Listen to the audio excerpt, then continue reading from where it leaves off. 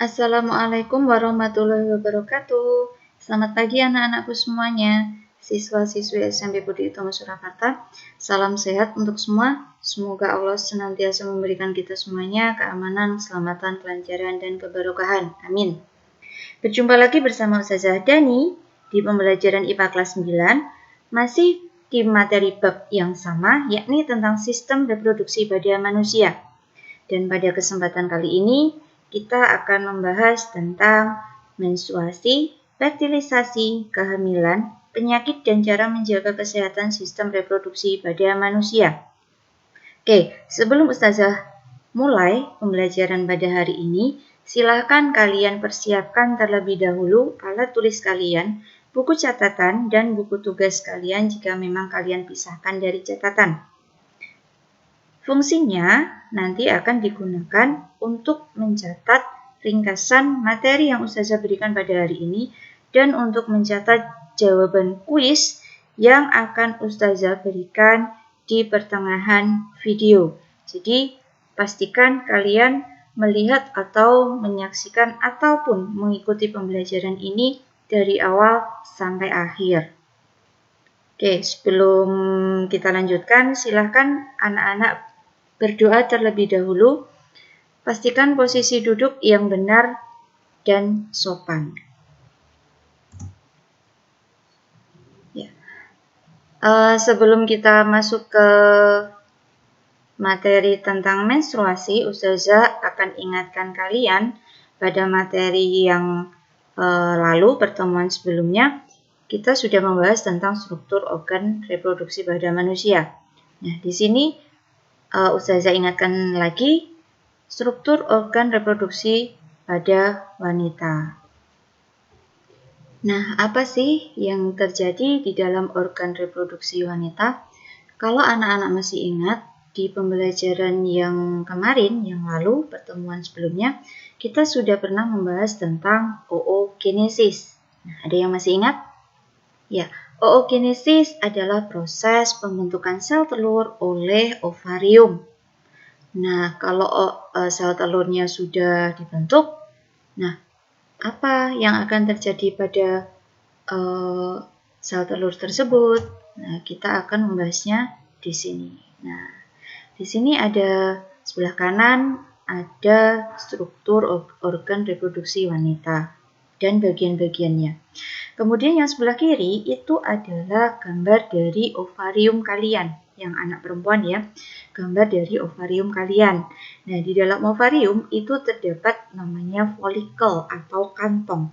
Nah, kantong tersebut, kantong itulah yang berfungsi untuk membentuk sel telur.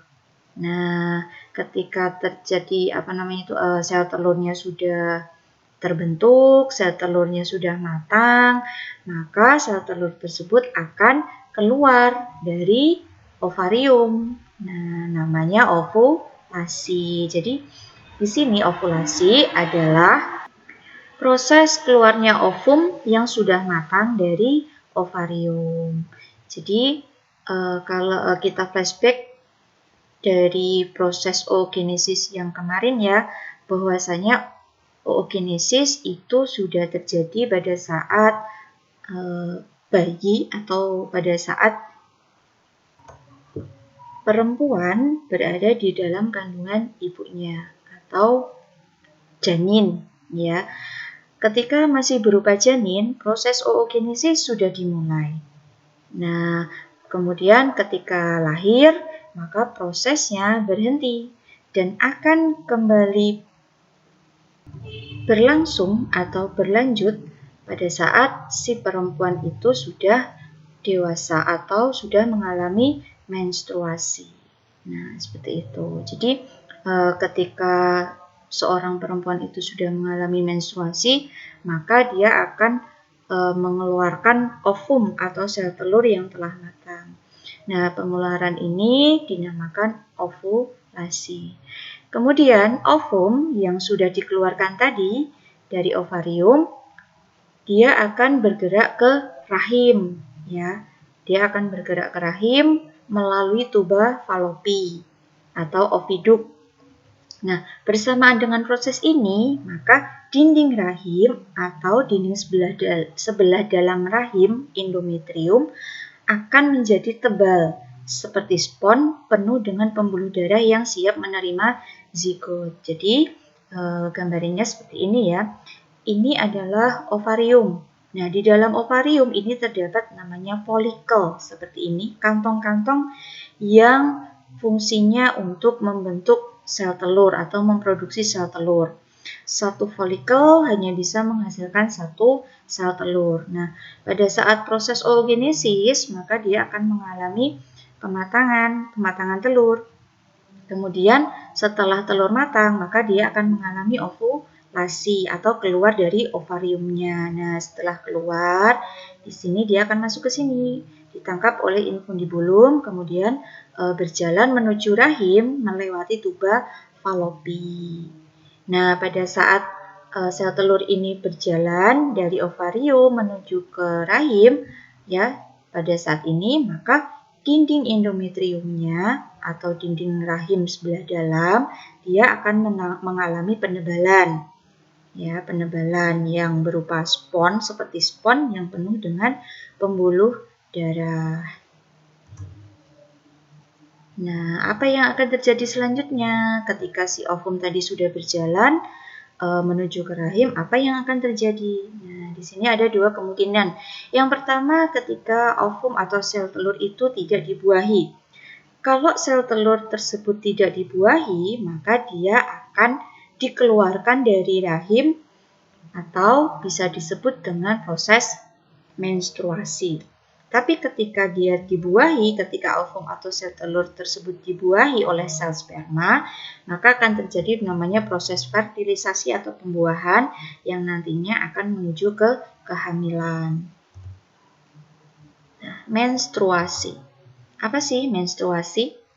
Menstruasi disebut juga haid, yaitu merupakan pendarahan yang terjadi akibat luruhnya dinding sebelah dalam rahim atau endometrium yang banyak mengandung pembuluh darah. Nah, lapisan endometrium tersebut dipersiapkan untuk menerima pelekatan embrio. Jadi, jika tidak terjadi pelekatan embrio, maka lapisan ini akan luruh. Kemudian darah keluar melalui serviks dan vagina. Jadi, seperti ini ya. Ini adalah proses harinya. Kemudian ini adalah proses menstruasinya. Jadi ketika di sini terjadi pematangan sel telur, kemudian sel telur dikeluarkan. Nah, di lapisan endometrium ini mengalami penebalan. Ketika sel telurnya tidak terjadi pembuahan atau tidak dibuahi oleh sel sperma, maka dinding endometriumnya akan luruh bersamaan dengan sel telur yang mengalami degenerasi atau mengalami kerusakan. Dia akan meluruh keluar melalui serviks dan vagina berupa darah.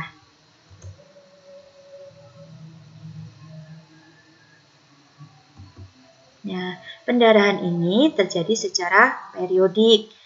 Jangka waktu antara menstruasi yang satu dengan menstruasi berikutnya dikenal dengan satu siklus menstruasi. Siklus menstruasi wanita, setiap wanita itu berbeda-beda, namun rata-ratanya berkisar sekitar 28 hari. Tapi ingat tidak sama, jadi ya tergantung kondisi tubuh masing-masing wanita itu sendiri.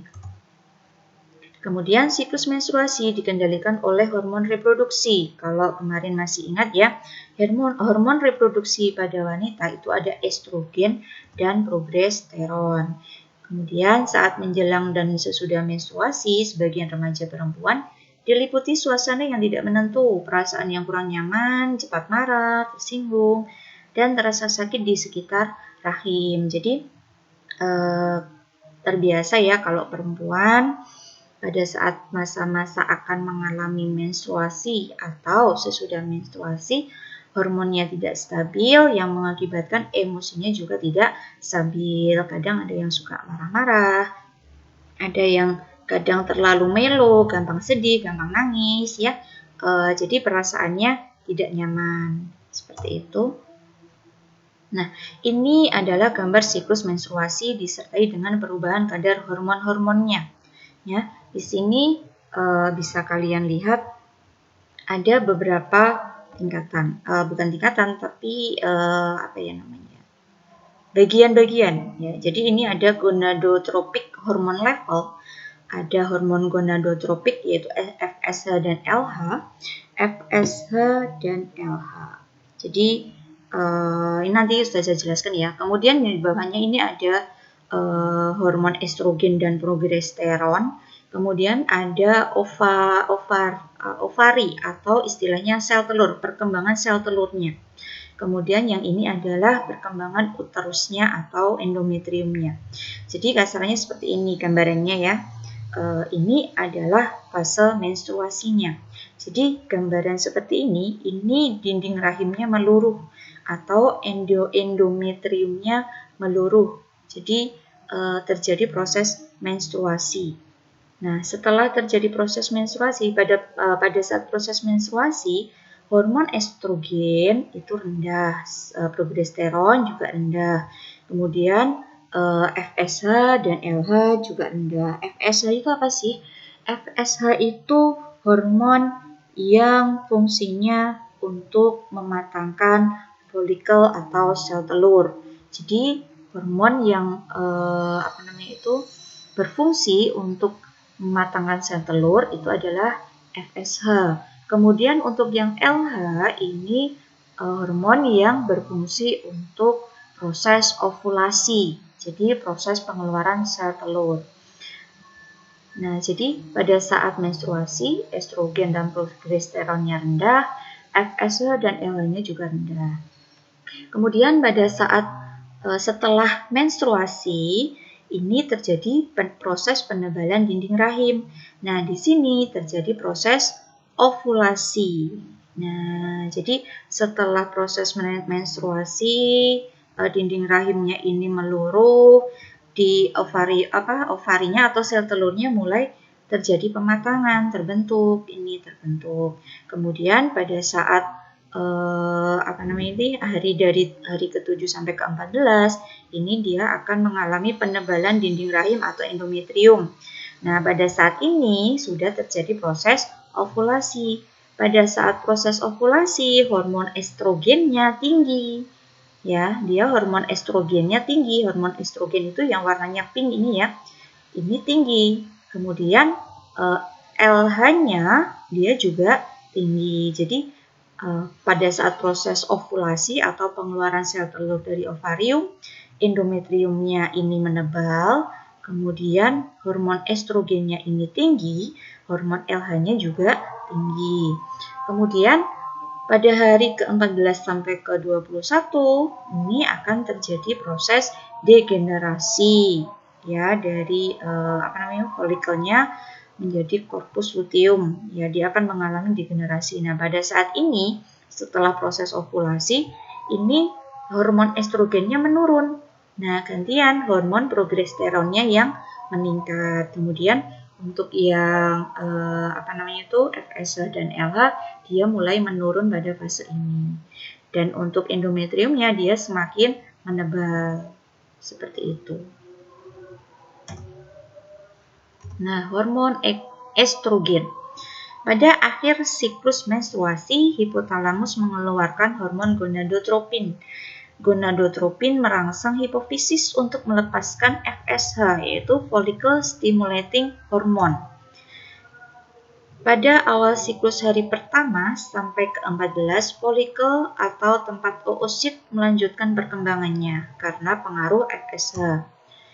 Kemudian terbentuklah folikel yang masak atau folikel de Graaff dan menghasilkan hormon estrogen. Nah, hormon estrogen fungsinya ini ada beberapa.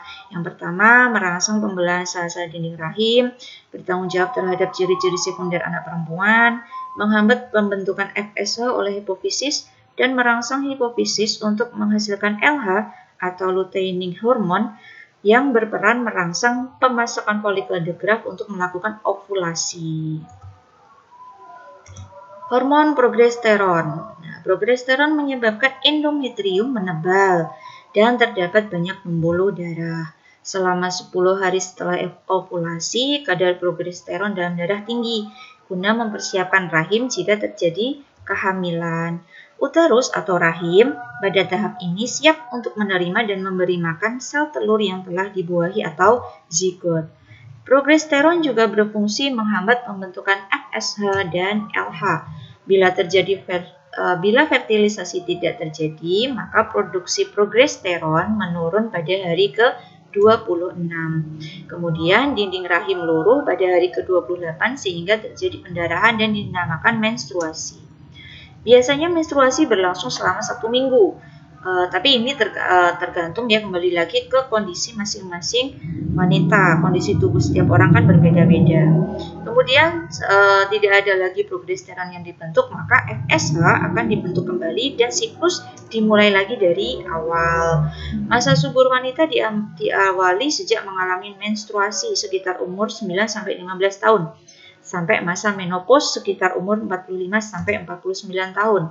Pada saat menopause, wanita tidak dapat melakukan ovulasi karena semua oosit primernya telah mengalami degradasi atau kerusakan. Jadi intinya kalau hormon estrogen itu membantu untuk pemasakan sel telur atau ovum dan ovulasi. Kalau untuk hormon progesteron berfungsi untuk menyiapkan endometrium atau rahim. Seperti itu. Oke, kuis soal yang pertama sampai yang nomor 3. Silakan dijawab. Yang pertama, proses keluarnya sel telur yang telah matang dari ovarium disebut apa? Silakan dicatat. 2. Lapisan rahim yang berfungsi sebagai tempat pelekatan zigot atau embrio disebut apa? 3. Hormon reproduksi wanita yaitu apa saja?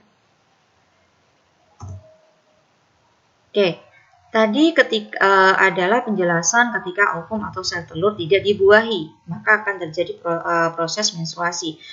Nah, untuk yang sekarang, jika ovum atau sel telur berhasil dibuahi, nah apa yang terjadi?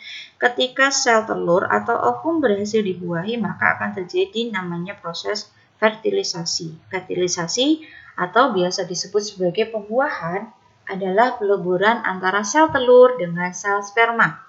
Fertilisasi terjadi di dalam tuba falopi atau oviduk atau saluran telur dan menghasilkan zigot. Nah, kalau kalian bisa perhatikan di sini dari ovarium, kemudian dia akan mengeluarkan sel telur ya menuju ke rahim, kemudian dari dari vagina dia akan masuk sel sperma, kemudian akan terjadi pembuahan. Pembuahan terjadi di tuba falopi atau oviduk. Fertilisasi ya terjadi di sini. Nah, setelah zigot terbentuk, nah itulah kemudian zigot segera diselubungi oleh selaput dan langsung membelah diri menjadi 2, 4, 8, 16 dan seterusnya atau kelipatannya. Kemudian zigot bergerak menuju ke rahim. Nah, di dalam rahim, zigot menanamkan diri pada dinding rahim yang telah menebal. Nah, proses inilah yang dinamakan kehamilan. Selanjutnya, zigot tersebut berubah menjadi embrio dan terbentuk plasenta atau tali pusat sebagai penghubung antara embrio dengan ibunya, di mana plasenta tersebut berfungsi untuk menyalurkan makanan dari ibu ke embrionya. Dan di dalam rahim, embrio dilindungi oleh cairan yang disebut amnion atau ketuban yang berfungsi melindungi janin dari getaran, goncangan, ataupun benturan. Jadi, kalau kalian bisa lihat di sini, ini adalah sel telur, kemudian ini adalah sel spermanya. Ketika nanti sudah terbuahi, akan terbentuk zigot. Nah, dia kemudian akan berjalan menuju ke rahim. Ketika sudah sampai di rahim, dia akan menempel pada lapisan endometrium. Nah, kemudian akan terbentuk plasenta. Nah, ini plasentanya. Kemudian diselubungi oleh namanya amnion atau ketuban. Ya, seperti itu.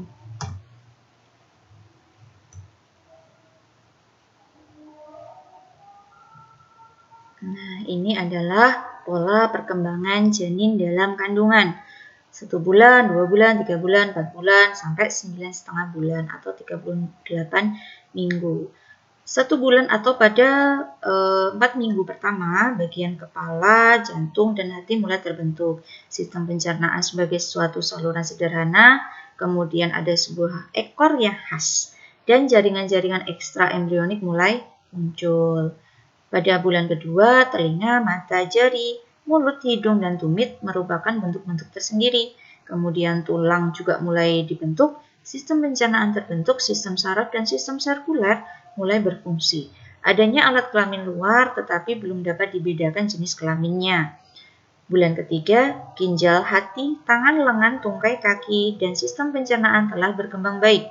Alat kelamin luar antara pria dan wanita mulai dapat dibedakan. Paru-paru mulai terlihat jelas, kemudian adanya gerakan-gerakan kecil dari janin.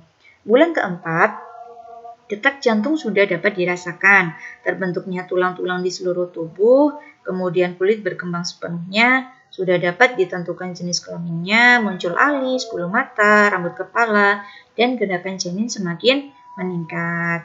Kemudian sejak minggu ke-16 sampai saat kelahiran, terjadi akumulasi lemak di bawah kulit. Menjelang minggu ke-22, janin mulai membuka matanya, gerakan-gerakan janin dirasakan oleh ibu, terjadi kenaikan gerak badan yang sangat cepat, kemudian pada bulan ke-7 posisi kepala ke bawah sebagai persiapan untuk kelahiran.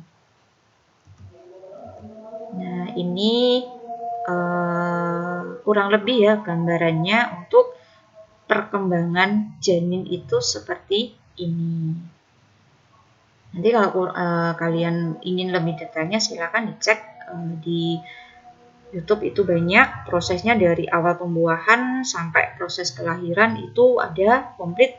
Nanti silahkan kalian cek sendiri ya. Nah, kuis lanjutan nomor 4 sampai nomor 7. Silahkan ditulis jawabannya. 4. Proses peleburan sel sperma dan sel telur disebut apa? Kemudian peristiwa nomor 4 terjadi di mana? Nomor 6, penghubung antara embrio dan ibunya yang berfungsi untuk menyalurkan makanan, itu namanya apa? Kemudian yang nomor 7, cairan pelindung embrio dari guncangan disebut apa?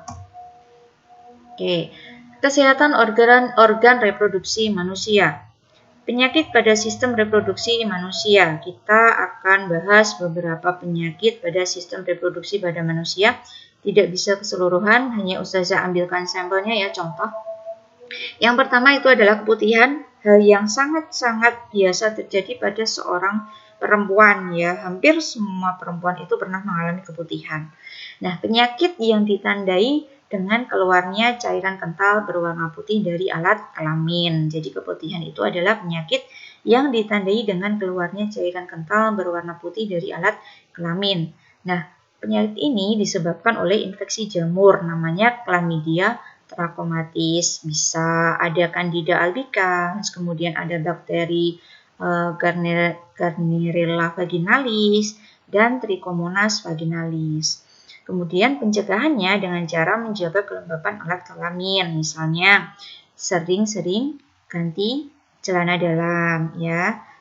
Kemudian ketika selesai buang air kecil segera dikeringkan. Nah, itu salah satu caranya menjaga kelembapan.